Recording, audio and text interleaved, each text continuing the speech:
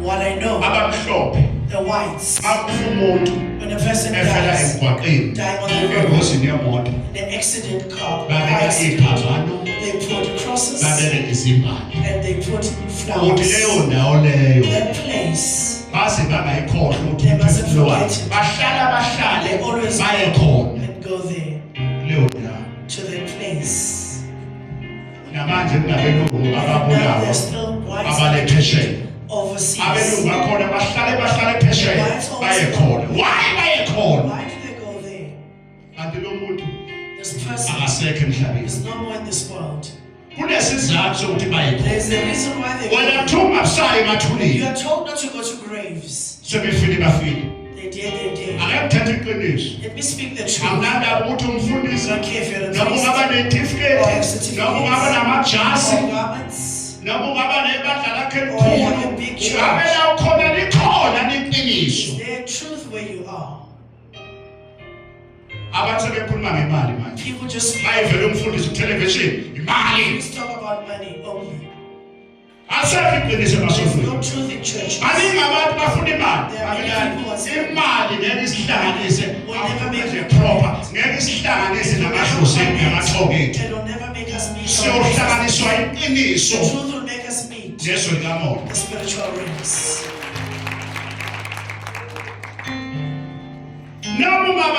Even if you have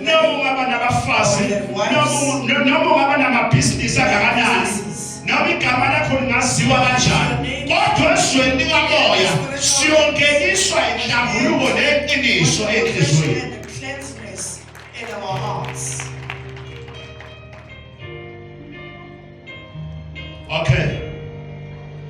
Okay, I get started. Yes.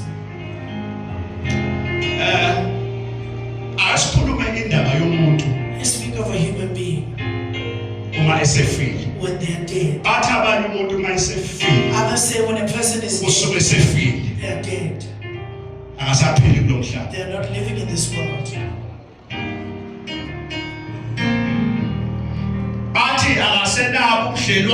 Doesn't have a relationship with them. Listen to me carefully. Doesn't have a relationship with those who are living. I'm denying it.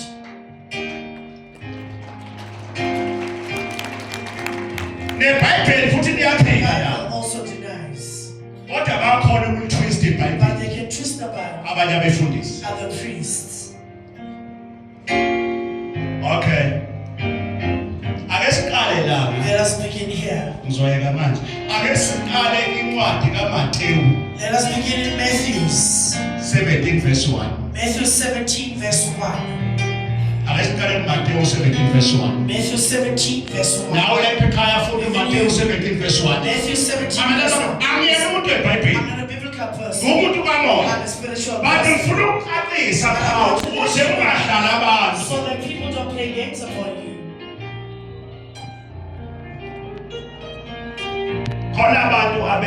There are people that come here from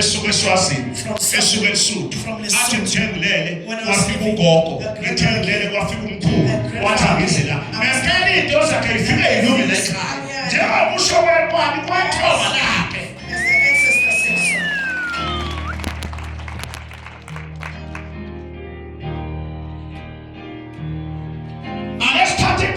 let us take from the Bible. See, we New Testament. Going to Testament age of Jesus. Jesus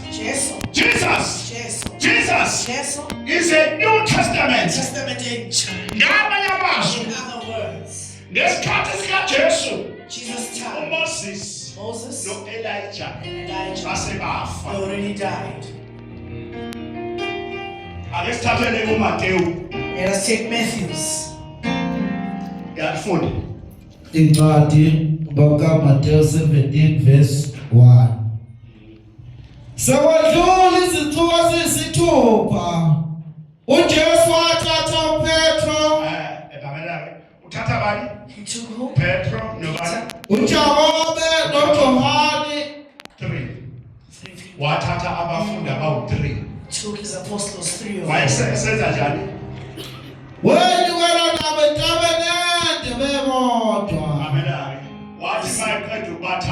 As he took them, wayesekhuphukela he entabeni went up the mountain. bebodwa abantu abawu-3 Three people 4 ngaye 4 by him baya entabeni going to the mountain bayothandaza to pray. qhubeka Carry on. waphenduka esinye isimo bezibonela ngawabo. mayefika lapha ngasentabeni esethandaza ujesu waphenduka esinye isimo phakathi kwabo kusho ukuthi washintsha. He changed. Yeah. Ubuso bakhe bakhanya njengelanga. Uthi ubuso bakho ujesu esentabeni enabo labafundi eyothandaza bakhanya njengelanga. Izingubo zakhe zaba mhlophe njengokukhanya. Ingubo zakhe zabamhlophe. Yeah. Bheka base bebona uMose no-Eliya bekhuluma naye. Lapho umbuzo. Now here is a question. Bathe uJesu esephakathi nomthandazo. When Jesus was in the middle of prayer, Kwase kubonakala uMoses ikhehla Moses, an old man, noElijah. and Elijah is the Old Testament. Testament Yahweh. Jesus is the New Testament. Testament. Ngamanye amazwi ngesikhathi sikaJesu uMoses wayesafa noElijah. And Elijah. Kodwa banyuka intaba le eyothandaza wabonakala uMoses noElijah abantu asebafa ekhuluma naye babevelaphi kanti selafa. Because they were dead.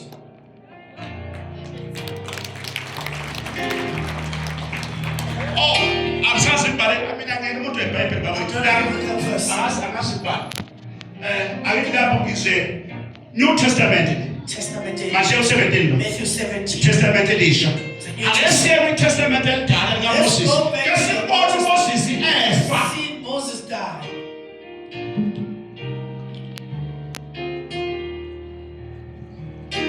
Awuzama ukubheka nje incwadi lezi endala ecishe bani ngoDuteronomy nani? Uthi uthola nje.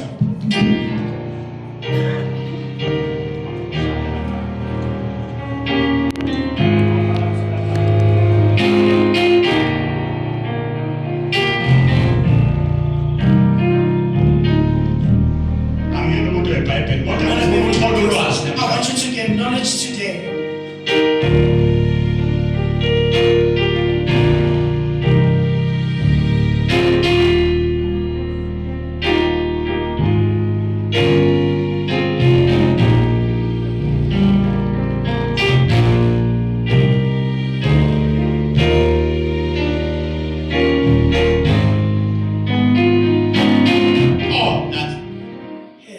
Deuteronomy 34. Deuteronomy 34.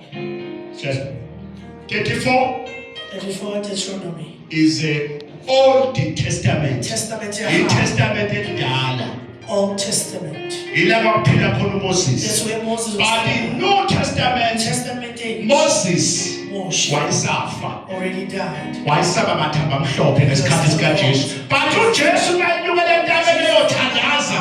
Laba babona uMoses noElijah So bekhuluma Moses naye. and Elijah speaking to him. Abantu asebafa. People who already died. Sebekhamba laba bantu Where do they asebafa. come from? The people that died.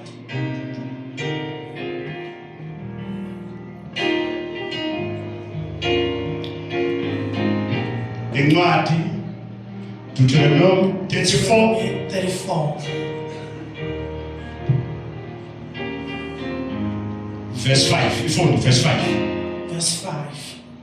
Old Testament. Testament The Yahweh. Testament elidala. Old Testament. Yeah. Incwadi kaDeuteronomy 34 verse 5. Wayesefela khona ezweni lakaMowabi uMose icebo kaJehova njengezwi likaJehova. Kusho ukuthi la Means here. awuphinde futhi phansi. Repeat. Wayesefela khona ezweni lakwaMowabi uMose icebo kaJehova njengezwi Old likaJehova. Testament wayesefa la. He was Yeah. down here. Hamba naye. Wabheka esigodini sasezweni lakwaMowabi. Wabheka esigodini sasezweni lakaMowabi. Ubani wambela. Yeah. Malungana neBhethi Ephirodi Kepha akukho umuntu olaziyo ithuna lakhe kuze kube namuhla. Awufunde uverse 7. Read verse 7. uMose wayesemi Oh. uMose wayesa uMose wayeneminyaka eyi120 esifubeni kwakhe. Okay, ake ngiqalela kimi. Let me read it here. Ukuze ulithole kahle. For you to get Angeke umuntu eBhayibheli. I'm not a biblical Kodwa person, ngizama but ukucacisela I'm trying to make ukuthi it. ayikho lento ethi umuntu kasefile When a ufile. person is dead, they are dead.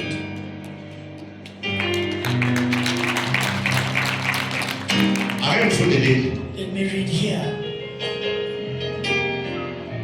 uMose inceku kaSimakade wafela khona lapho kwaMowabi. Died there. Njengezwi The likaSimakade word of God. wangcwaba esigodini kwaMowabi maqondana neBhethi Pheyori. Kodwa akukho umuntu olaziyo ithuna kuze kube namhlanje. Abanye amazwi In other words, ithuna likaMoses Moses' grave alaziwa muntu. is not known by anyone. uNkulunkulu wangcwaba inaqobo lwakhe wafela entabeni. Akekho lazi No ithuna. one knows the grave. La emhlabeni aphinde khulumo kuze kube namhlanje uMoses wakhipha ama-Israyeli God Israel, eGibhithe. Egypt, Kodwa kuze kube manje mayesefa akekho lazi ithuna lakhe namanje alaziwa. even now it's not known. Kusho lona iBhayibheli. The Bible says so. Angikufunde. Let me repeat it again. uMose inceku kaSimakade wafela khona lapho kwaMowabi. Njengezwi That's likaSimakade God's word. wangcwaba esigodini kwaMowabi maqondana neBhethi Pheyori. Kodwa akukho umuntu olaziyo ithuna kuze kube namhlanje. Today, Number 7, verse 7. verse 7. uMose wafa eneminyaka eyi-120 years. He died as 120 Kodwa years. iso lakhe lalingakafiphali. Kusho ukuthi wayesabona. He still saw ena-120 years. 120 years. Wawungekho umonakalo emehlweni akhe. There was not anything in his eyes. Engakanciphi. uMose wafa eneminyaka eyi-120 years. Kodwa iso lakhe lalingakafiphali namandla akhe engakanciphi amandla ayewaphiwe uNkulunkulu. That was given by God.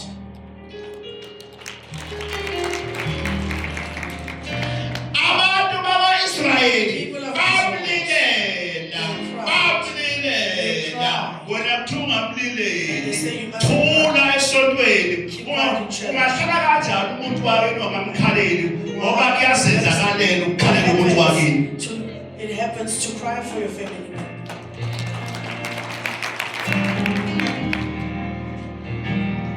Ngikhumbula nje umfowethu I remember my brother, lona nje oqeda kuhamba the one who just passed uma on. eshona When he passed on, impela ngangisekhaya. I was at home. Bathi uma ngabe eshona safica esabhekile We found him still looking. beza omzala. My cousins came. Akuvele kuthiwe nje umuntu You don't just shut the eyes. wafika umzali wafika wathi My cousin came, wafika wamthetha lapho umlomo went to the mouth wawade uvulekile na that was also open wafika wakhuluma kanje and spoke.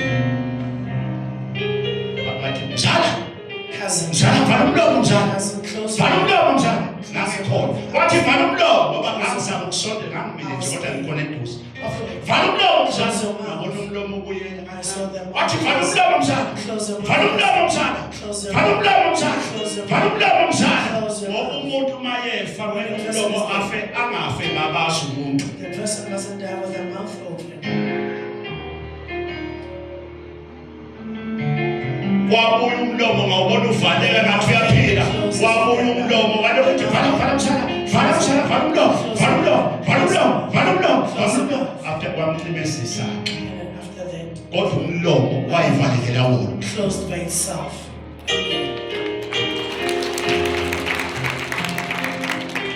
Angeke uhlale ungakhali hamba umuntu wakini. You cannot stop. Ngabelake ekuseni ngathula nje nami ngisadidekile. I'm still confused. Ekuseni yafika imoto yedumbu.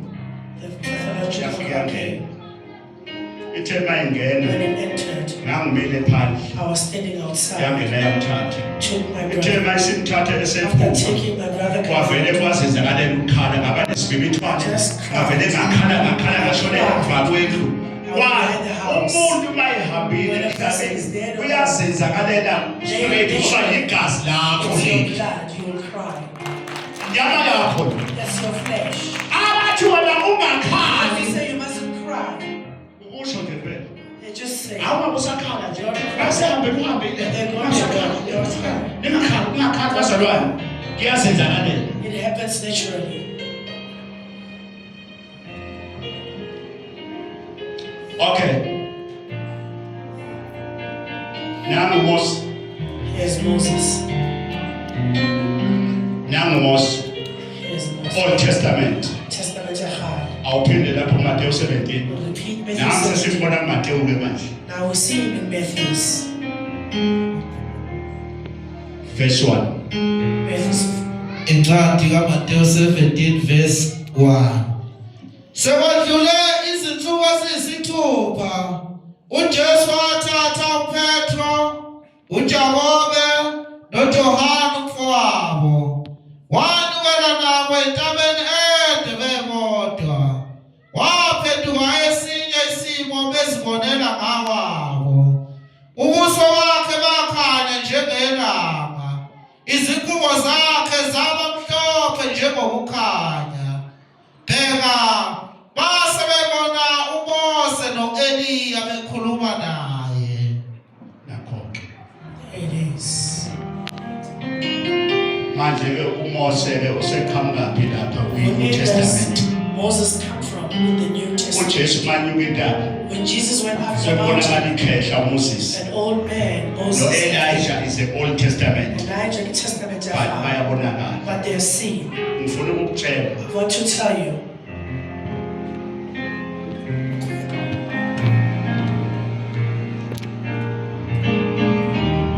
ula you're here.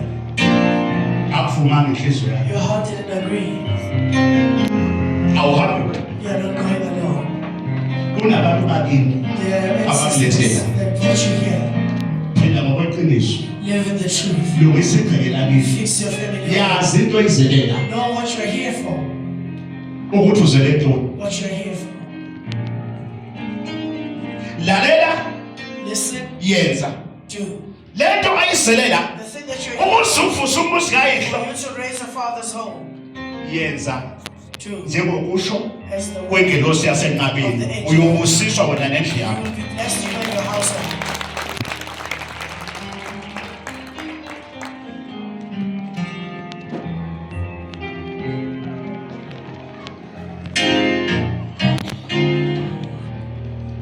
siyahamba thina siya ezulwini uyosadlawe ophutha siyahamba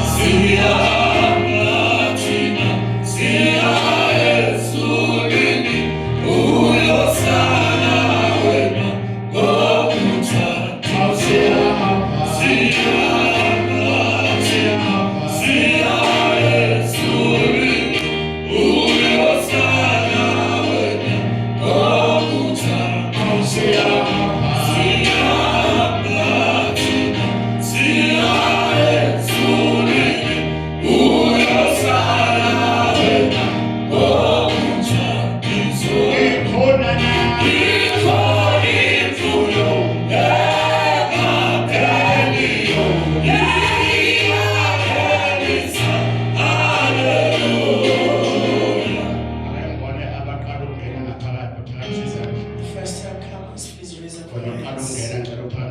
Raise up your hands if it's the first time you come.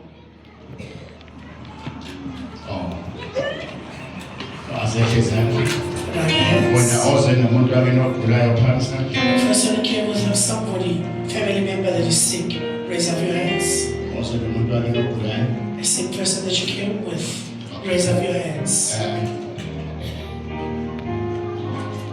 Next week Make it loud.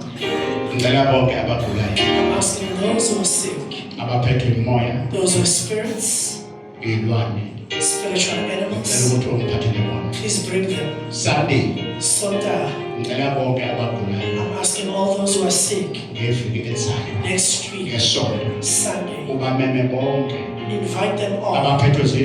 Those with spiritual animals, diseases, on Sunday, I'm asking all. If there's someone who's sick, hold them by the hand, bring them. God bless what you've heard.